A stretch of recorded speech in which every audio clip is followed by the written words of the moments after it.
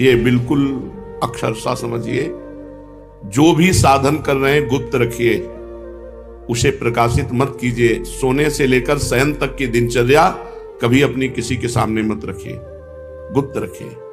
बहुत लंबे समय तक आपका साधन भजन ठीक चलेगा। और यदि आपने अपनी साधना व्यक्त कर दी, 2-4 लोग बैठे हैं, उनसे कि आप क्या समझते हो, मैं 1 बजे रात्रि को उठता हूं, ऐसा ऐसा करता हूं, ऐसा ऐसा कर, वो बंद हो जाएगा, उठना बंद हो जाएगा, वो दिनचर्या बंद हो जाएगी। स्पष्ट लिखा हुआ है। तो इसमें लिखा है कि दूसरों को बताने के समय हमारे चित्त में अहंकार होता है, अंतःकरण में अहंकार स्फुरित होता है। मैं इतने बजे करता हूं, मैं ये करता हूं, मैं करता हूं, इसके कारण उसकी साधना रुक जाती है। यदि उसे घुमा के वर्णन करे कि संतों ने कहा रात्रि के 1-2 बजे उठ जाना चाहिए, भजन साधन करना चाहिए, फिर ब्रह्म मुहूर्त में अमुक अमुक ऐसा साधना करना चाहिए, संतों ने कहा है, अपनी डायरेक्ट बात ना बतावे कि हमारी साधना क्या है। सदैव अपनी साधना को गुप्त रखे, भगवत चर्चा करे, संतों की बातें बताए। अपनी बात बतानी है तो किसी साधक ने ऐसा अनुभव किया, ऐसी बात बतावे। कभी अपने को उसमें सम्मिलित न कर ले कि मैं अपना अनुभव बताता हूं कि ऐसी ऐसी दिनचर्या मेरी 10 वर्ष से चल रही। तो आप लिख लो, अगर 10 दिन के अंदर न रुक जाए तो हमें बता देना। चाहे जितनी हिम्मत कर लो, 10 दिन के अंदर रुक जाएगी, हम कह रहे, गारंटी। आप अपनी संपूर्ण साधना को किसी से बता दो, अगर 10 दिन के अंदर वो साधना न रुक जाए तो हमें बता देना। कभी भी किसी भी स्थिति में अपना रहस्य नहीं खोलना चाहिए साधना का, कि हम क्या साधना करते हैं, कितनी करते हैं, क्या करते हैं। कुछ अगर अनुभव के साधकों का मंगल हो तो उसे अन्य संतों के या साधकों के शब्दों में बोल दे, अपने डायरेक्ट ना खोले कि ये मेरी दिनचर्या है, ये मेरी साधना है। बताते समय भाव तो आ ही जाता है कि मेरा साधन अच्छा चल रहा है, तो इस मनोवृत्ति से कैसे बचें? ऐसी बात मन में आवे तब यही माने कि मेरा साधन गुरु कृपा से चल रहा है, भगवत कृपा से चल रहा है, और दूसरों का भी साधन भगवान जैसा चला रहे हैं वैसा चल रहा है। अभिमान करने की कोई जरूरत नहीं है। अभिमान की वृत्ति उदय होने ही ना दे। दूसरे जैसे भगवान चला रहे हैं वैसे चल रहे हैं, हमें जैसे भगवान चला रहे हैं वैसे हम चल रहे हैं। साधना करते समय मन में संकल्प विकल्प बहुत उठते हैं, इसके लिए क्या करें? वैसे साधना तो इसी बात की है कि कोई संकल्प न उठने पावे, पर यदि संकल्प उठे तो उसे पूरा होने न दे, उसे नष्ट कर दे। संकल्प उठे तो उसे पूरा ना होने दे, चाहे सत हो चाहे असत होने। ये संकल्प बनना बंद नहीं होगा। साधना है संकल्प रहित होने की। कोई संकल्प नहीं है, ना अच्छा ना बुरा। बोले हम आज से ये संकल्प करते हैं। आज से क्या संकल्प करते हैं? हमारा तो जीवन भर का संकल्प है कि भगवान का नाम न छूटे, बस उसी में। अभी तक नहीं पूरा हो पाया संकल्प, तो और संकल्प बना के क्या करें? भगवान का साक्षात्कार करना है, अभी तक नहीं पूरा हो पाया, तो और संकल्प बना के क्या करें? ये जो छोटे छोटे संकल्प उठते हैं, ये करना है, ये देखना है, ये सुनना है, ये भोगना है, इनको नष्ट कर दे। कैसे नष्ट होते हैं? नाम जप करते हुए इनकी उपेक्षा कर दे तो अपने आप ही नष्ट हो जाते हैं। नाम जप बंद ना हो और आप लगाव ना रखें जो अंदर मन संकल्प विकल्प दे रहा है, तो वो नष्ट हो जाएंगे। अगर परमार्थिक शुभ संकल्प कोई हो तो उसे आदर दे दो, नहीं तो परमार्थिक व्यवहारिक दोनों खत्म। बिना संकल्प के चलने दो। संकल्प रहित साधना ही भगवान की प्राप्ति का है। कोई संकल्प नहीं, कोई संकल्प विकल्प नहीं। इतना जपना ये भी संकल्प नहीं, निरंतर जपना है ये संकल्प। हमारे जीवन का लक्ष्य है एक भी श्वास खाली ना जाए, एक भी मिनट व्यर्थ ना जाए। पूछत रीति भभूकत धावत, श्री सेवक जी महाराज लिखे। नहीं, कैसे बदले? भजन का तीव्र अभ्यास। भजन से जब हृदय शीतल हो जाता है तो कोई गाली भी देता है तो उत्तर देने का मन नहीं होता। कोई गुस्सा भी दिलाता है तो इतनी शीतलता है कि गुस्सा ही नहीं आती। भजन का तीव्र अभ्यास और भगवान से कृपा याचना करना कि हमारा स्वभाव बदल दो। सेवक जी कह रहे हैं, या जो पर्यो मोहि सहज स्वभाव, से हरिवंश नाम रस चाओ, नाव सुदृढ़ भव तरन को। ये सुदृढ़ नौका है नाम। भवसागर से तरने के लिए सुदृढ़ नौका नाम है, और मेरा स्वभाव पड़ गया है निरंतर हरिवंश नाम का रटने का। यह जो पर्यो मोहि सहज स्वभाव, श्रुतौ राधिका कीर्तिरंतः स्वभावे। हमारी श्रवणेंद्री का स्वभाव बन गया ऐसी किशोरी जी की चर्चा सुनना। जबान का स्वभाव बन गया है राधा राधा रटना। हमारा स्वभाव तभी बदलेगा जब हम तीव्रता पूर्वक भजन में लगेंगे। 1 महीने में 1 बार गुस्सा होने पर 1 महीने के भजन का फल ढक जाता है। 12 बार गुस्सा हो गए तो साल भर में तुम्हारे पास रह क्या गया? अच्छे से गुस्सा हो जाने पर 1 महीने का भजन का फल ढक जाता है। ये संत जन बावरे थोड़ी कि मारो तो भी गुस्सा नहीं होते, शांत रहते हैं। तो बोले जो मारने वाला है फिर अगर उसको प्रतिकूलता नहीं दी जाएगी तो और बढ़ जाएगा। नहीं, उमा क्षमा साप होते भारी, अपने कर्म जाए अपकारी। जो तुम्हारा अपकार कर रहा है उसे क्षमा कर दो, तुम्हारी क्षमा उसके लिए सांप से भी बढ़कर जाकर दंड देने वाली बन जाएगी। तुम्हारा भजन तो बढ़िया बच गया और उसको दंड सांप से भी अधिक मिल जाएगा। उमा क्षमा साप होते भारी, अपने कर्म जाए अपकारी। छोड़ो उसको, शांत रहो। कोई बात करे तो बहुत नम्र और मृदु बात करो और सावधानी पूर्वक जीवन व्यतीत करो। ऐसे किसी स्त्री पुरुष से बात ही न करो जिससे कोई संबंध नहीं है। व्यर्थ में नेत्रों को बहुत संभाल के, वाणी को बहुत संभाल के रास्ते चलते, श्री हरिवंश, जिधर वो श्री हरिवंश आया उधर से मुंह फेरो और फिर बोलो श्री हरिवंश तो चल दो। साधु का स्वभाव ऐसा नहीं होता। ऐसे करोगे फंस जाओगे, ऐसे करोगे फंस जाओगे। बिल्कुल नहीं फंसना। कोई श्री हरिवंश नाम के सहारे, राधा नाम के सहारे आपसे नेत्र मिलाना चाहता है, आपसे बातचीत करना चाहता है, बिल्कुल नहीं है श्री। और अगर स्त्री शरीर में है तो बोलना ही नहीं है। कोई पुरुष आपसे कह रहा है भाई जी श्री हरिवंश, बोलना ही नहीं। वो भले माने कि गुस्सा है क्या, पागल है क्या, सुनाई नहीं देता क्या, यही माने तो अच्छा है। ज्यादा अपने को प्रवीण संत न समझ ले, नहीं तो फंसने में देर नहीं लगती। माया फौरन फंसा लेती है, चित्त वृत्ति आकर्षित हो जाती है। इसलिए अपना स्वभाव बदले। भजन का फल है स्वभाव का बदलना। पूरी चेष्टा करता हूं साधना में, परिस्थिति में सुधार संतोषजनक नहीं आ रही, बड़ी निराशा छा रही है। जो साधक भगवान की कृपा का आश्रय लेकर साधना करता है, साधना में संलग्न है, प्रमाद नहीं करता, और ये स्थिति है कि संतोष नहीं हो रहा है, बढ़िया बात है। भगवान की कृपा का भरोसा करके साधना में कोई कमी नहीं पर संतोष नहीं हो रहा, ये बढ़िया बात है। संतोष होना बहुत हानिकारक है साधना में। साधना में असंतोष बढ़िया है। कभी संतोष और भजन और भजन और साधन, संतोष हो गया तो मन कहेगा नियम तो पूरा ही हो गया, थोड़ी देर मनोरंजन कर लेते हैं। संतोष नहीं होना चाहिए, पर भगवान की कृपा का आश्रय और सच्चाई से साधना में लगन पूर्वक लगना। अमर पद की प्राप्ति का उपाय क्या है? उस मायातीत, कालातीत, अकाल पुरुष की प्राप्ति का उपाय क्या है? चिंतन। अनन्य चिंतयन्तो माम। भगवान ने कहा अनन्य चेता सततम यो माम स्मृति नित्यशः तस्याहम सुलभा पार्थ। मैं उसके लिए सुलभ हो जाता हूं जो निरंतर मेरा चिंतन करता है। नाम का चिंतन, रूप का चिंतन, गुण का चिंतन, बस चिंतन चलना चाहिए। चिंतन, भगवत चिंतन से अमर पद की प्राप्ति होती है। जब युद्ध जैसे कार्य में भी भगवत चिंतन हो सकता है तो हर कार्य में भगवत चिंतन हो सकता है। माम स्मर युद्ध च। जब युद्ध जैसे कार्य में भगवान का स्मरण हो सकता है तो कोई भी कार्य ऐसा नहीं जिसको करते हुए हम भगवत स्मरण ना कर सके। निरंतर भगवत स्मरण ही अमर पद, भगवत प्राप्ति, परम पद के उपाय हैं। अगर भगवत चिंतन में अंतर पड़ रहा है तो उतना ही अंतर पड़ रहा है अमर पद में। क्या साधना में वेश धारण करना आवश्यक है? ये वेश आचार्य परंपरा से होता है।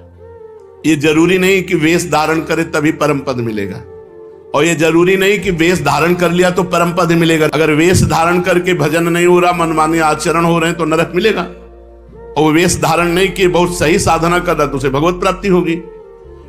वेश का विशेष महत्व नहीं है, महत्व भजन का है। भीतर अगर आपके भजन चल रहा है, बाहरी वेश कैसा भी हो तो आपको भगवत प्राप्ति होगी। बाहरी वेश साधु का, भीतर संसार का चिंतन, मान प्रतिष्ठा, रुपया पैसा, तो फिर भगवत प्राप्ति नहीं, नरक की प्राप्ति होगी। वेश आचार्य परंपरा से है। अगर वेश है और उद्देश्य है तो सोने पे सुगंध है, फिर क्या कहना है। मम भक्ति युक्तो भूनम पुना, तो तीनों लोगों को पावन करने वाला है। लेकिन केवल वेश है, उद्देश्य भगवत प्राप्ति नहीं, भजन नहीं, इधर उधर भंडारा खाते डोलना, रुपया पैसा समेटना, मान प्रतिष्ठा, ये लोक व्यवहार, हंसी मजाक, तो संसारिक जीवन व्यतीत करने से कोई वेश थोड़ी भगवत प्राप्ति करा देगा। इसलिए वेश का विशेष महत्व नहीं है, भजन का विशेष महत्व है, उद्देश्य का विशेष महत्व है। वेश रखकर तो विशेष सावधान रहना चाहिए कि भगवान ने इतनी कृपा की, मुझे विरक्त वेश दे दिया, अब मेरे से गलती न हो, अब मैं भगवत प्राप्ति इसी जन्म में कर लूं। सोते हुए जब कैसे होता है, जब कहा जाता है 24 घंटे जप करो, तो सोने में तो 6 घंटे जाते हैं, तो 6 घंटे तो जप नहीं होता। नहीं, जब हम निद्रा में जा रहे हों और भजन करते हुए सो गए, तो हमारा जितना सोने में समय जाएगा वो सब भजन माना जाएगा। जैसे मरते समय नाम ले लिया तो पूरे जीवन क्या किया ये परिणाम नहीं देखा जाएगा, आपको भगवत प्राप्ति होगी। ऐसे सोते समय नाम जप करते हुए सो गए तो 6 घंटे, 7 घंटे, 5 घंटे, 4 घंटे जो सोए वो भजन का फल मिलेगा। इसलिए सोते समय बहुत होश में होना चाहिए, सब बातें हटा करके नाम में एकदम डूबते हुए फिर नींद में चले गए। तो निद्रा समाधि स्थिति, जो सोना है वो भी आपका समाधि भजन माना जाएगा, क्योंकि निद्रा में वृत्ति लीन होने के पहले आप नाम जप कर रहे थे, तो नाम जप में ही लीन माना जाएगा, निद्रा में नहीं माना जाएगा। निद्रा के ठीक पूर्व 1 क्षण पहले तक नाम जप चल रहा है और फिर सो जाइए, तो आप देखिए जगते समय वही नाम जप चलता मिलेगा, तो बीच में आपका भजन ही माना जाएगा। ऐसे 24 घंटे भजन माना जाएगा। प्रश्न कर रहे हैं, भजन करने के लिए क्या घर छोड़ना आवश्यक है कि भाई अब भजन करना है तो घर द्वार छोड़ दे? हमें लगता है कि अगर भजन का अभ्यास नहीं है तो बाहर ज्यादा माया जाल है, बाहर ज्यादा माया जाल है, घर की अपेक्षा बाहर ज्यादा भ्रष्ट होने के चांस हैं। अब कहीं तो कमरा लोगे, कहीं व्यवस्था, तो रुपया कैसे मिले? तो धनी पुरुषों का संग करो, फिर बेविचार और नाना प्रकार की गलतियां और नाना प्रकार के दोष हो जाते हैं। घर में अपनी कमाई का खा के दूसरों का उपकार करते हुए जो भजन करता है बहुत जल्दी सिद्ध हो जाता है। जो विरक्त है, भगवान की विशेष कृपा हो गई है और वो साधु समुदाय में रहे, आकाश वृत्ति या मधुकरी वृत्ति से जीवन यापन करे, खूब भजन करे, सिद्ध हो जाएगा। जो मेहनत करके कमाया है जिंदगी में, उसी अपनी कमाई के धर्म के टुकड़े खाओ और खूब नाम जप करो। अगर धाम आदि की यात्रा करो तो अपने पैसे से करो, 1 पैसे का किसी से सहयोग मत लो, 1 पैसे की वस्तु किसी से मत खाओ। गृहस्थ धर्म में ऐसे, और विरक्त धर्म में माधुकरी वृत्ति या आकाश वृत्ति से जो भगवान देते हैं, और समुदाय में रहे, क्योंकि अलग रहने पर मनमानी आचरणों के होने की संभावना है, और समुदाय में एक दूसरे की सुरक्षा बनी रहती है। घर में भगवान का नाम लेने से, भगवान में मन लगाने से ज्यादा अच्छा है। हाँ, जो जीवन भर भजन करता रहा है और उसने देखा हमारे कर्तव्य का कार्य पूरा, बच्चों का ब्याह हो गया, संसार, ए भाई राधे श्याम, और चला, वो बात अलग है, वो बात अलग है। वो शास्त्र आज्ञा करता चौथेपन में विरक्त होकर के विरक्तों के बीच में रहकर भजन करे, अपने कर्तव्य का पालन हो गया, अब हम भगवान के भजन में चले। कहते हैं कि जो भजन नहीं करता वो आत्महत्यारा है, जो भजन नहीं करता वो आत्महंता है, आत्महत्यारा है। ऐसा क्यों कहा गया? बोले भगवान ने कृपा करके मनुष्य जन्म दिया है, कृपा करके सुविधा दी है कि इस जन्म में प्रमाद से हटकर भजन करके मेरी प्राप्ति कर लो, और अगर आपने नहीं की तो यह अपराध बना और आप आत्महत्यारे कह जाओगे। जो न तरय भवसागर अस समाज नर पाए, स्वत निंदक मंदमति आत्महनन गति जाए। जैसे कई बार बताया है कि भारतीय सरकार किसी आदमी को विदेश भेजे और सारी सुविधा वहां, घर मकान, स्त्री पुत्र परिवार सब सुविधा दे, और अपना सरकारी काम बता दे कि ये काम करना है। अब उसने सरकारी काम तो किया नहीं, सरकारी सुविधा का भोग करके बेटी बेटे को पढ़ाया, ब्याह किया, सब किया, सब किया। और जब भारत लौटा तो उससे पूछा गया वो कार्य, जिस कार्य के कारण आपको विदेश भेजा गया था, जिस कार्य के कारण आपको सुविधा दी गई थी, वो कार्य? बोले वो कार्य तो नहीं हुआ, तो वो दंडनीय अपराध होगा और उसे जेल मिलेगी, क्योंकि उसको उस कार्य के लिए सारी सुविधाएं दी गई थी। तो भगवान ने मृत्यु लोक में मनुष्य रूप में हमें भेजा भारत में, किस लिए? जाओ साधन धाम मोक्ष कर द्वारा, साधना करो और अपने जीवन को मुक्त अवस्था में लाओ, भगवत प्राप्ति कर लो। तो लड़का पत्नी परिवार सबका पालन पोषण किया, खूब सब कुछ किया, लेकिन प्रधान सरकारी कार्य भजन करके भगवत प्राप्ति ये नहीं किया, तो आपको जो गति आत्महत्यारे की होती है वही दुर्गति आपकी होगी। हम आपसे और समझना चाहते हैं। कुछ ऐसा कहा जाता है कि अगर राम के साथ सीता की उपासना न करे और कृष्ण के साथ राधाजू की उपासना न करे तो नरकगामी होते हैं, ऐसा सुना है? नहीं, शास्त्रों में जो वर्णन है उसको समझना है।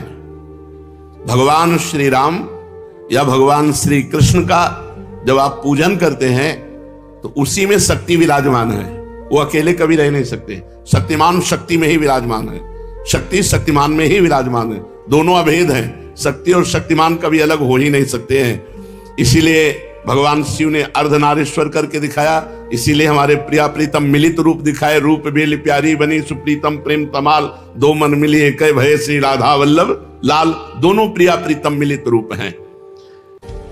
यदि रामकृष्ण के उपासकों को नरक जाना पड़े तब तो धोखा ही धोखा हो गया। ऐसा जो कोई वर्णन करता तब तो धोखा ही हो गया। विवेक पूर्वक यहाँ उपासना करने की भावना है कि जब हम राम जी का उपासन कर रहे हैं तो उसमें सिया जी भी विराजमान है, जब कृष्ण जी की उपासना कर रहे हैं तो उनमें राधा जी भी विराजमान है। वस्तुतः एक की हो ही नहीं सकती, क्योंकि अकेले कभी रहते ही नहीं। शक्तिमान में तो शक्ति विराजमान है, तभी तो, बिना शक्ति के कुछ है ही नहीं। तो जब हम राम जी की पूजा कर रहे हैं तो उनकी शक्ति की भी पूजा हो रही, सिया जी साथ है। जब श्याम जी की पूजा कर रहे हैं तो राधा जी साथ है। तो शक्तिमान को छोड़कर शक्ति की अलग उपासना कर ही नहीं सकता कोई। दोनों पृथक हैं ही नहीं, दोनों पृथक दिखते हुए भी अभिन्न हैं। जैसे श्री हरिवंश सुरीत सुनाऊं, श्यामा श्याम एक संगाऊं, छिन कवौन अंतर हुई, प्राण सु एक देह है दोई। प्राण सु एक देह है दोई, देह दो है और प्राण एक है, मन एक है, रुचि एक है, स्वभाव एक है, वैसे एक है। जो मनुष्य इनको भिन्न भिन्न मानकर पूजा करता है उसको मान सकते हैं, जो अंतराय रखता है। लेकिन भगवान की पूजा करने वाला कभी नरक कैसे जा सकता है? एक बात आपसे पूछते हैं कि भजन जब अनुकूल परिस्थिति होती है तो खूब होता है, और जब प्रतिकूल परिस्थिति आ जाती तो भजन नहीं होता है। बड़ी समस्या है। भजन अमुक परिस्थिति में होता है, वो भजन ही क्या। भजन का अभ्यास परिस्थिति से नहीं, परिस्थिति से ऊपर उठ के हर परिस्थिति में भजन। बड़ी कृपा रही, भूखे रहकर भजन, खा के भजन, सर्दी में भजन, ओढ़ के भजन, गर्मी में भजन, एसी में भजन, हर परिस्थिति में भजन हमारा होना चाहिए। ये देख लो, हा राधा राधा राधा, और जब गर्मी पड़ रही वो बड़ी गर्मी है, ऐसा नहीं। गर्मी है तो राधा राधा, और एसी है तो राधा राधा, भूखे हैं तो राधा राधा, छके हैं तो राधा राधा। वो भजन ही क्या जो परिस्थिति में हो, अनुकूल परिस्थिति मिली भजन हो गई, और भूखे हैं तो भोजन का चिंतन हो रहा है। नहीं, ये अपने को कसना चाहिए। एक आध दिन भूखे रखकर भजन करना चाहिए कि देखें हमारा भूख में भजन होता है कि नहीं।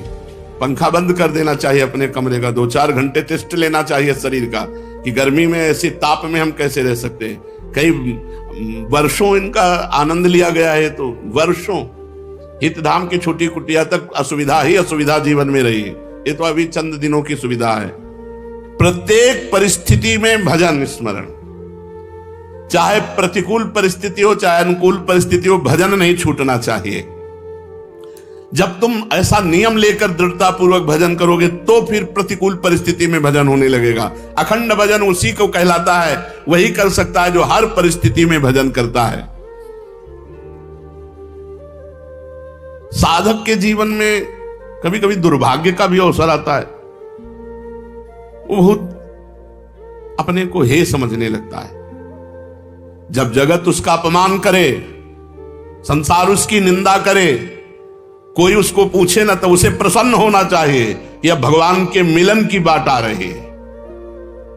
सम्मान, अनुकूलता, सुख ये भगवान से अलग करते हैं। अपमान, प्रतिकूलता, दुख ये भगवान के सम्मुख करते हैं। जब अपमान होने लगे, निंदा होने लगे, कोई पूछे ना, तो जय जय, कितना आनंद, सीधे भगवान से चित्त लगाओ, सीधे भगवान के चिंतन में डूबो। यथार्थ में उसका सौभाग्य अब उदय हुआ है, ये दुर्भाग्य नहीं है। जब जगत उच्च आसन पर बैठालता है और वाह वाह करता है और भेंट पूजा चढ़ाता है, इसे दुर्भाग्य समझना चाहिए। यह है अध्यात्म का उल्टा मार्ग। संसारिक यही चाहता है कि जाते ही सबसे ऊंचा आसन मिले, वो बड़ा माला पहनाया जाए, और यहां कह रहे हैं वो दुर्भाग्य है। सौभाग्य यह है कि जब कोई पूछे ना, उसे अब बड़ा भाग्य का विषय यही है, ये अब अनुभव करते हैं। ये सौभाग्य ना मानो कि वाह वाह बड़ी यश कीर्ति। दुर्भाग्य को यहां सौभाग्य माना जाता है। जब कोई पूछे ना, कोई अपमान करे, तिरस्कार करे, ये बड़ा सौभाग्य। एक बात और बताइए कि प्याज लहसुन पवित्र भूमि में उपजता है, फिर इसे क्यों खाने के लिए वर्जित किया गया है? प्याज लहसुन कोई कंपनी में तो बनाया नहीं जाता कि भाई गंदी बात है। जहां आलू उत्पन्न होती है, जहां गाजर उत्पन्न होती है, मूली उत्पन्न होती है, ऐसे ही प्याज लहसुन उत्पन्न होता है पवित्र भूमि में, फिर इसे निषेध क्यों किया गया है कि ना खाया जाए? प्याज लहसुन घोर तामसिक वृत्ति है, इसके खाने से घोर तमोगुण बढ़ता है। आलस्य, निद्रा और भजन में मन ना लगना और गंदे भावों का उदय होना इससे होता है। इसलिए संतों ने इसे मना किया है, क्योंकि आहार शुद्धि से ही मन शुद्धि होता है। जैसा खाओ अन्न वैसा बने मन। इसलिए आध्यात्म की उन्नति की इच्छा रखने वाले साधकों को कभी प्याज लहसुन पड़े हुए भोजन को नहीं पाना चाहिए। और जिस रसोई में मांस बनता हो, उस रसोई में, उस पात्र में बने हुए खीर पूड़ी रोटी दाल भी नहीं पानी चाहिए। शुद्ध अंतःकरण हुए बिना सिद्धि नहीं मिलती, और बुरे भाव आते हैं तो अंतःकरण शुद्ध नहीं है। पर हम मंत्र जप कर रहे हैं तो क्या सिद्धि प्राप्त हो जाएगी? हां, प्राप्त हो जाएगी, क्योंकि मंत्र परम शुद्ध है। हम जप रहे हैं, हमारे भाव अशुद्ध हैं, तो मंत्र धीरे धीरे अशुद्ध भावों को काटकर परम सिद्धि प्रदान कर देंगे। और ये भूत प्रेत कोई कोई सिद्ध कर लेते हैं मंत्र से, इनकी क्या गति होती है? जो भूत प्रेत की उपासना करते हैं, ये तामसिक सिद्धि है, वो नरक की प्राप्ति होती है और भूत बनते हैं, भूत बनते हैं और नरक की प्राप्ति। भूतों को पूजने वाले, भगवान गीता जी में बोले, भूतों को पूजने वाले भूतों को प्राप्त होते हैं, पितरों को पूजने वाले पितरों को प्राप्त होते हैं, देवताओं को पूजने वाले देवताओं को प्राप्त होते हैं। हे अर्जुन, मुझे पूजने वाले मेरे को प्राप्त होते हैं। साधक को चाहिए दिखावे में ना पड़े, चमत्कार दिखाने में। ये भूत प्रेत की, यक्षिणी गंधर्व, इनकी सिद्धि मंत्र है इनके, ये थोड़े दिनों में सिद्ध हो जाते हैं। तुम क्या बोल रहे हो, तुम क्या सोच के आए हो, तुम कहां से आए हो, तुम्हारा क्या नाम है, ये सब बातें। इससे बड़ी पूजा बढ़ेगी, सम्मान बढ़ेगा, लेकिन जाना पड़ेगा नरक ही। भूत प्रेत योनि की ही प्राप्ति होगी। दंडवती परिक्रमा श्री सदगुरुदेव भगवान के चरणों के आश्रित हो रही थी। आगे आगे पूज्य महाराज जी पीछे पीछे। पहले वृंदावन की दंडवती करवाई, फिर गिरिराज जी की, फिर बरसाने की, फिर ब्रज 84 कोश पद यात्रा। गुरु कृपा ही सामर्थ्य प्रदान करती है। 4 बजे तड़के एक इतना बड़ा बालक अन्योर के साथ ऐसे आगे परिक्रमा मार्ग 50 हाथ आगे महाराज जी होंगे। आदेश था कि दूरी बना के चलो। वो बैठ गए तो 50 हाथ दूर बैठे रहो, जब तक वो दंडवती न शुरू करे तब तक बैठे रहो। वो चिंतन परायण महापुरुष तो बीच में बोले, ला बाबा पैसा दे। श्री जी की सेवा के लिए कब्र में कुछ गमछा में से बांधे रहते। नहीं नहीं, पैसे नहीं चल। ए झूठ बोले बाबा, पैसे। बालक है, गांव आसपास तो कोई बालक आ, पर 4 बजे प्रश्न उठा, खुला 1 रुपया से। वो मंद मुस्कान, वो चितवन, दंडवती लगाए बिना कारण के अश्रु प्रवाह। जब दंडवती का विश्राम हुआ तो पूज्य महाराज जी से कहा, महाराज जी ने कहा, यहां बालक कहां आ सकता है 4 बजे? ये तो गिरिराज धरन की ही लीला है, गिरिराज धरन। जब यहां वृंदावन आए तो भक्ति दीप महाराज जी यहां रहते थे। उनका, बाबा तुम्हें भगवत साक्षात्कार हुआ गिरिराज जी में? नहीं महाराज। हे बाबा, हमको यहां से पता चला तुम कह रहे हो। वो क्या पता चला महाराज? बोले एक बालक नहीं मिला? हाँ, अन्योर के पास एक बालक ऐसे। बोले वो गिरिराज धरन ही थे। श्री जी में उनका बहन भाव, बड़े सिद्ध महापुरुष भक्ति दीप जी महाराज। ये दंडवती परिक्रमा, ये धाम का आश्रय भगवत प्राप्ति के लिए बहुत पर्याप्त है। बस अपने जीवन की धारा परमार्थ से गिरने ना पावे, निश्चिंत हो जाओ।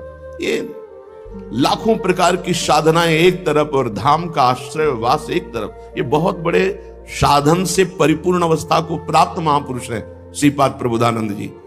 सन्यास में कृपा शब्द नहीं है, सन्यास में साधन शब्द ही है। कृपा शब्द तो वैष्णव पद्धति में, भक्ति में है।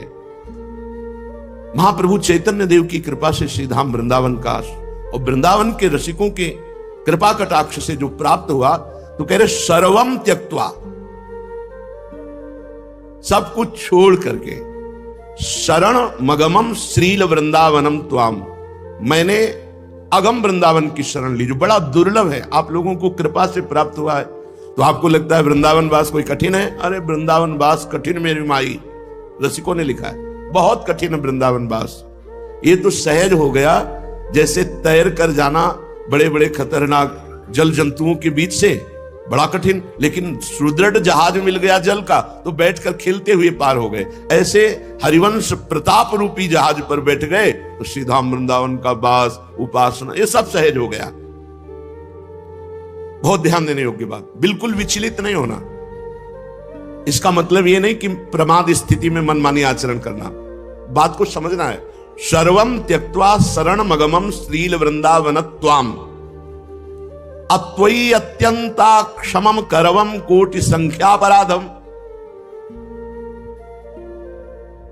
आपके ऊपर मैं जब वास करने लगा, आपकी शरण लेकर, तो ठहरा अपराधी जीव तो करोड़ों अपराध किए।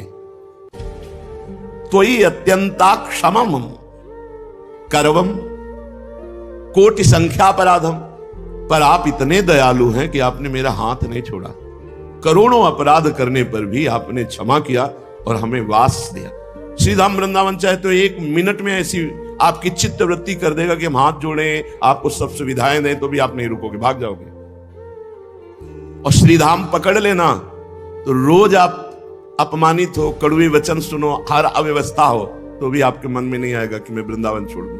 यही लगेगा कि नहीं नहीं, यही वृंदावन वृंदावन। और ये आता भी नहीं है कि मैं वृंदावन वास करूं बिना श्री जी की कृपा के। श्री राधिका कृपा बिनु सबके मनन गम्य। अभी जब आ रहे थे तो एक भगत अपने भाव प्रस्तुत कर रहे थे कि मैं बार बार तो आ नहीं सकता, एक बार दर्शन किया, कोई जीवन तो हमें यहाँ बिताना नहीं। तो फिर हमें अच्छा नहीं लगा, फिर हम माइक लिया, ए भाई, हमें जीवन भले यहां बिताने को ना मिले, लेकिन हम यही बोलेंगे कि मेरा जीवन यहां व्यतीत हो जाए। हम हर बार यहां आवे और हर बार यहां मांगे कि प्रभु भले हमें अखंड वास न दो, लेकिन जब मरे तो आपकी रज में मरे, इतनी कृपा कर दो। तो धाम में जो पधारता है धामी देख लेता है, धामी है श्यामा श्याम। अरे आकांक्षा नहीं होती, आकांक्षा नहीं हो सकती बिना किशोरी जी की कृपा के। सर्वम त्यक्त्वा शरण मगमम श्रील वृंदावन त्वाम, हे वृंदावन सब कुछ छोड़कर हमने आपकी शरण ली। और हमारा स्वभाव है गलती कर देना, तो हमसे कोटि संख्या अपराध हम अगर गिने तो करोड़ों अपराध होंगे, पर आपने सब क्षमा किया। कैसे पता चला क्षमा कर दिया? क्योंकि मेरे हृदय में यह नहीं आया कि मैं वृंदावन छोड़ दूं। आपने मेरा कर पकड़ लिया, हाथ पकड़ लिया। तन्मे नालंबन में ही किमप्यस्ति राधा पदाब्ज द्वंद्वानंदोन्माद। और क्या कृपा कर दी?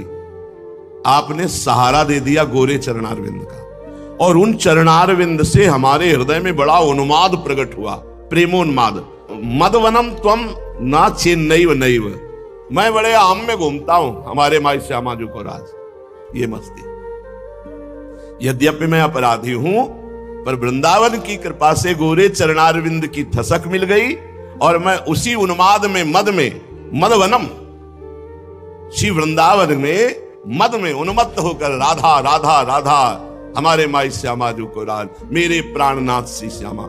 अब मुझे विश्वास है नाचे नैव नैव, आप कभी मुझे त्याग नहीं सकते, आप मेरी रक्षा करेंगे, आप मुझे बचाएंगे, आप मुझे प्रियालाल से मिला देंगे, ये पक्का विश्वास। मदगुण दोष विचारम विनैव वृंदावनम महाशक्ति, नित्योच्छृंखल करुणाद्यखिल गुणम माम ध्रुवम नयेत स्वपदम। श्रीधाम वृंदावन अपने अखंड वास करने वाले के गुण या दोष नहीं देखता, इसीलिए कह रहे हैं मद गुण दोष विचारम विनैव वृंदावनम महाशक्ति। बहुत आनंद के वचन है। मेरे गुण दोष पर वृंदावन ध्यान नहीं देता, अपनी महाशक्ति से मुझ उच्छृंखल पर करुणा करके अखिल गुण युक्त करके श्री जी की सेवा में पहुंचा दिया। नित्योच्छृंखल करुणाद्यखिल गुणम माम ध्रुवम नयेत स्वपदम। स्वपदम श्री प्यारी जी की सेवा, हमारा स्वपद है श्री लाडली लाल की युगल सेवा, सहचरी पद, ये स्वपद है। जो श्रीधाम वृंदावन का अखंड वास ले लेता है, ये अखंड वास वाले, तो वृंदावन उसके गुण दोष पर विचार ना करके महाशक्ति अपनी सामर्थ्य से, यद्यपि वो उच्छृंखल स्वभाव का है, तो भी करुणा करके अखिल गुण संपन्न श्री श्यामा श्याम की सेवा की योग्यता प्रदान कर देता है। धन्यम वृंदावनम। श्री वृंदावन वर्तिनी यत्र क्वचनापि सापराधस्य, राधा कृष्ण द्रोहिण उरुतर नरकात् कदापि नोद्धारः।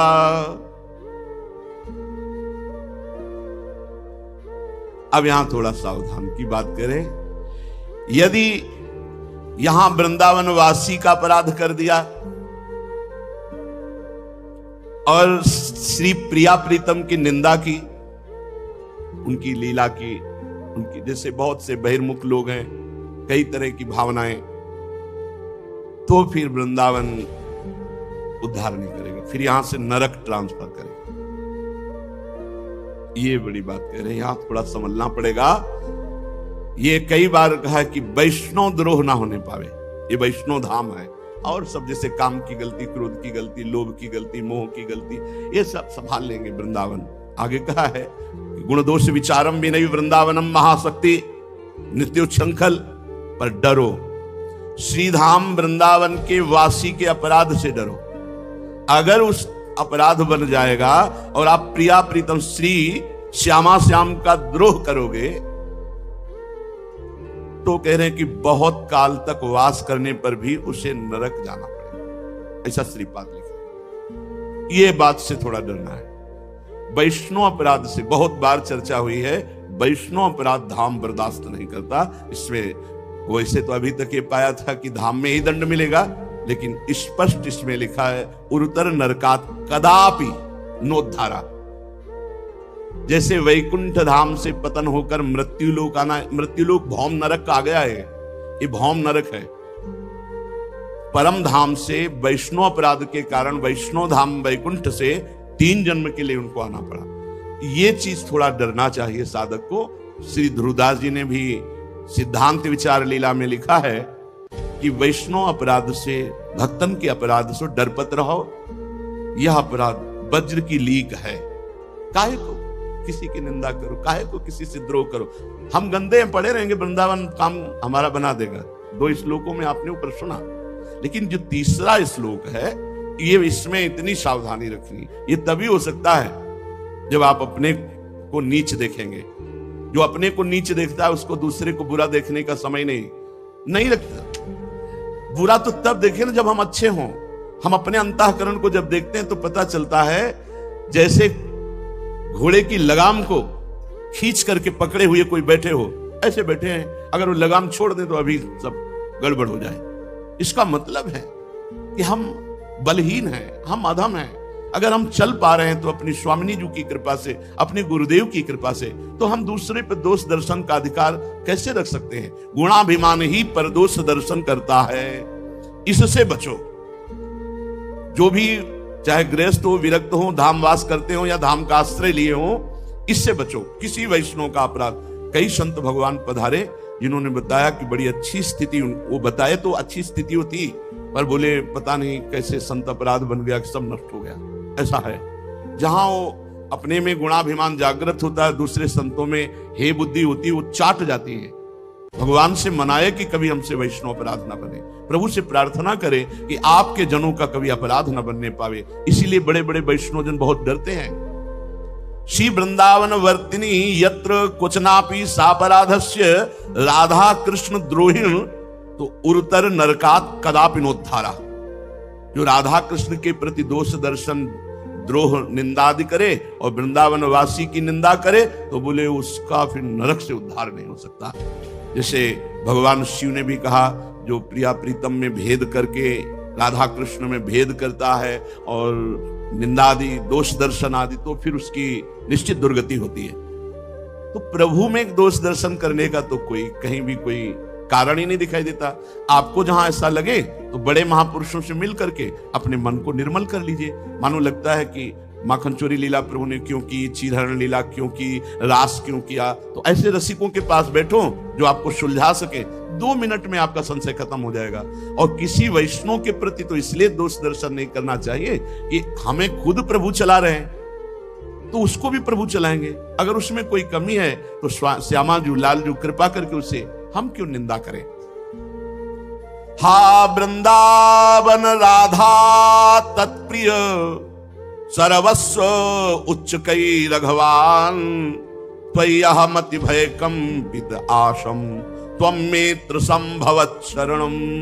हा वृंदावन, हा राधा किशोरी, हा राधा प्राणनाथ, प्रिय श्याम सुंदर, मुझे डर लग रहा है ये भय कभी न बनने पाए। कभी आपके प्रिय भक्त का अपराध और आपके प्रति कभी दोष दर्शन, द्रोह बुद्धि ना होने पावे।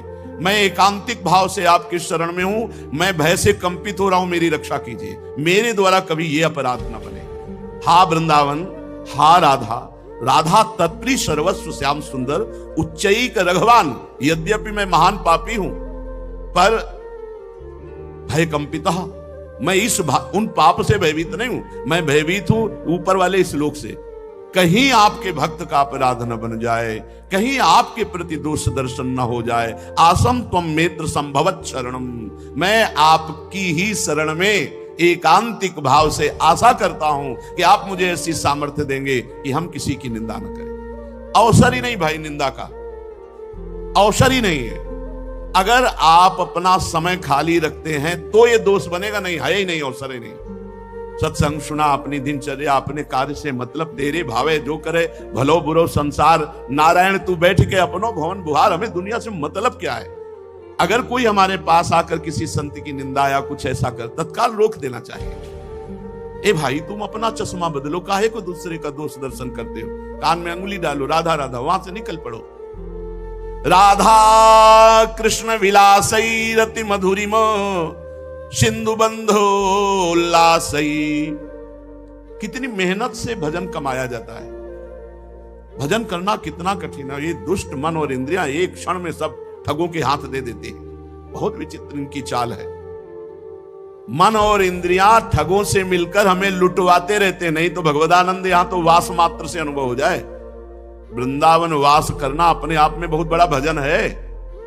1 महीने तीर्थराज प्रयाग में वास करते हैं तो बड़ा पवित्रता का अनुभव होता है, हृदय फूलता है।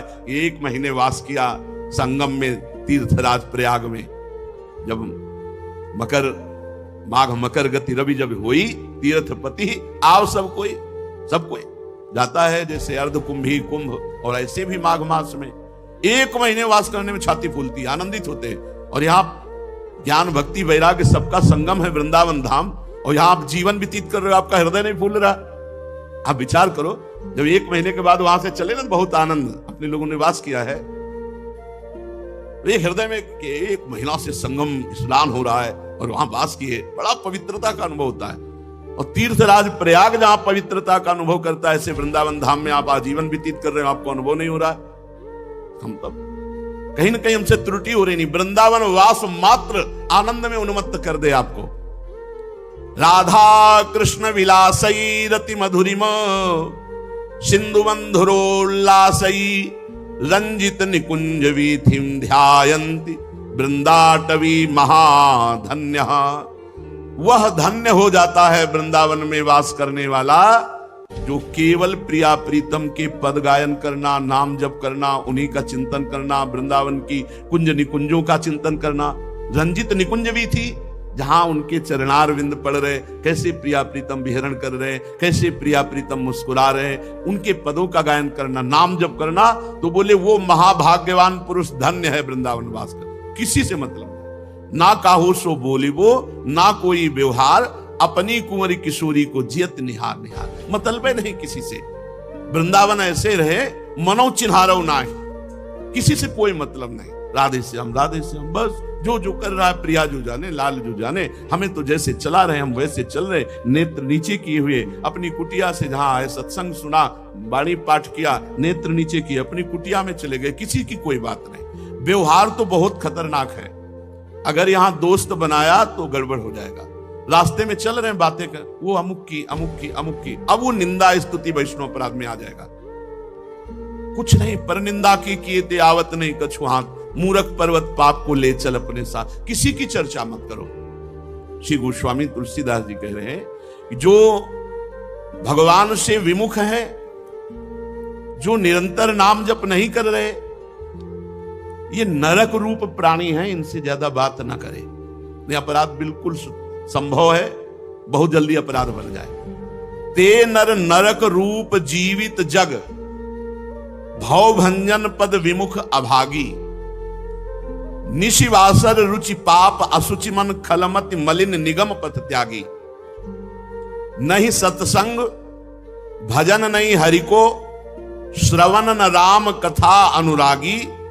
बस सुत बितदार भवन ममता निसी, सोवत अति न कबहु मति जागी। किनका संग नहीं करना? बोले वो अभागी मनुष्य नरक रूप हैं, मतलब उनका संग, उनके पास बैठना, उनके साथ भोजन करना, मानो नरक जाने का रास्ता तय करना है। कैसे लोगों का संग ना करे? बोले जो भवभय भंजन भगवान श्री हरि के चरणों से विमुख हैं, रात दिन दूसरों से सुख लेने का चिंतन करना ही पाप वृत्ति है, दूसरों से सुख भोगने की इच्छा। बोले जिनका स्वभाव दिन रात पाप में ही लगा रहता है मन। अगर संत समागम भी हो रहा है, धाम में भी है, तो उनकी वृत्ति केवल पापाचरण में है। इसीलिए श्रीपाद ने कहा है उनको नरक। ऐसा नहीं कि तुम वृंदावन में पापाचरण करोगे तो वृंदावन धाम तुम्हें स्वीकार कर लेगा। कुछ सीमाएं हैं, हमारी इच्छा नहीं है, पर स्वाभाविक ऐसा बुरा स्वभाव कई जन्मों का है जो हमसे गंदे आचरण करा देता है। वृंदावन माफ कर देगा, हमारी गलती है, वृंदावन माफ। हम दूसरों को कष्ट दें, दूसरों से द्रोह करें, दूसरों की निंदा करें, अपराध करें, ये नहीं क्षमा करेगा। हमारी गलती है, वो क्षमा कर देगा। जिनका मन अशुद्ध है, दुष्ट बुद्धि है, भगवत मार्ग को छोड़े हुए हैं, ना कभी सत्संग करते हैं, ना भगवत भजन करते हैं, अगर भगवान की कथा भी हो रही है तो वहां भी इसी विचार से जाते हैं, दोष दर्शन की बुद्धि से। श्रवण न राम कथा अनुरागी, और उनके हृदय में बस स्त्री आसक्ति, धन की आसक्ति, पुत्र की आसक्ति, कैसे इनको सुख पहुंचावे, ऐसे मोह ममता में आसक्त अचेत सोते हुए, जो मैं मेरे की डोरी में बंधे हुए अज्ञान में, ऐसे लोगों का संग नहीं करना चाहिए। तुलसीदास हरिनाम सुधा तज, सठ हठ पियत विषय विष मांगी, सूकर श्वान श्रगाल सरिस जन, जनमत जगत जनन दुख लागी। श्री गोस्वामी तुलसीदास जी कह रहे हैं, ये दुष्ट स्वभाव वाले भगवान नाम रूपी अमृत का पान नहीं करते। ये अमृत को छोड़कर, नाम रूपी अमृत को छोड़कर, ये विषय रूपी जहर लूट लूट कर खाते हैं। इनसे सुअर अच्छे, कुत्ता अच्छे, गीदड़ अच्छे। क्यों? ये अपने निकृष्ट योनियों को भोग कर मानव देह की तरफ बढ़ रहे हैं, और ये मानव देह धारण करके अपनी मां को व्यर्थ में दुख दिया, 9 महीने गर्भ में रहे, जन्मे, और ऐसे पापाचरण किए कि पितरों को भी नरक ले गए। ऐसे दुष्ट संग का त्याग कर दे। अगर हमें कभी दुष्ट संग मिले भी जो भगवत विमुख है, तो पहला कार्य करना, मन से प्रणाम करना, और फिर दूरी बना लेना। मन से इसलिए प्रणाम करना क्योंकि आचार्य का आदेश है, ये क्रूरापि पापिनो न च सताम संभाष्य दृश्यासे सर्वानुवस्तुतया निरीक्ष परम स्वाराध्य बुद्धिर्मम। उनमें भी मेरे राधा वल्लभ लाल हैं, उनको प्रणाम, जो ही प्रणाम करोगे तो अब आप उनसे दूरी बना लो, उनकी निंदा भी मत करो, तो कोई अपराध आपके ऊपर लागू नहीं हो पाएगा। नहीं, ऐसे लोगों की भी निंदा करना हमारे अंतःकरण में मलिनता पैदा कर देगा, क्योंकि कहीं ना कहीं हम उनका चिंतन करने लगेंगे और चिंतन हमारा मलिन हो जाएगा। मलिन चिंतन मलिन कर देता है। चलते हैं श्रीमद् भागवत महापुराण, जिसमें भगवान के अवतार श्री पृथु जी महाराज अपनी प्रजा को उपदेश किए। कल आपने श्रवण किया, अपनी प्रजा को महाराज पृथु जी ने कहा कि सबसे पहली बात किसी पर दोष दर्शन नहीं करना। वही देखो, हर जगह परमार्थ की जहां सावधानी की वार्ता है, वहां कोई ऋषि बोले या कोई भक्त बोले या भगवान बोले, शास्त्र बोले, एक ही बात है। ध्यान दीजिए, कल की चर्चा में था कि महाराज पृथु ने अपनी प्रजा को कहा, मैं हाथ जोड़कर निवेदन करता हूं, यदि आप बात मानेंगे तो आप हमारे ऊपर बड़ी कृपा करेंगे, बड़ा अनुग्रह करेंगे। पहली बात यह कि आप किसी पर दोष दर्शन ना करें। दूसरी बात, हृदय में निरंतर भगवान का नाम जप करें। तीसरी बात, जो भी कर्तव्य कर्म करते हैं भगवान को समर्पित कर दीजिए, इससे सर्वलोक महेश्वर भगवान प्रसन्न हो जाएंगे, भगवत प्राप्ति आपको हो जाएगी। पृथ्वी तल पर हे मेरे प्रजाजन, वही मेरा प्रिय है जो यज्ञ भोक्ताओं के, अधीश्वरों के भी अधीश्वर सर्वगुरु भगवान श्री हरि का निरंतर भजन करते हैं। ये बहुत बढ़िया बात है। भगवान का निरंतर भजन करते हैं, वे मुझ पर बड़ी कृपा करते हैं। महाराज पृथु ने कहा, वे मुझ पर बड़ी कृपा करते हैं। अहो ममामि वितरन्त्यनुग्रहं हरिं गुरुं यज्ञ भुजामधीश्वरं स्वधर्म योगेन यजन्ति मामका निरंतरम क्षोणितले दृढ़व्रता। वो मेरे ऊपर बड़ी कृपा करते हैं, जो मेरी प्रजाजन है, जो यज्ञ भोक्ताओं के अधीश्वर भगवान श्री हरि का निरंतर भजन करते हैं।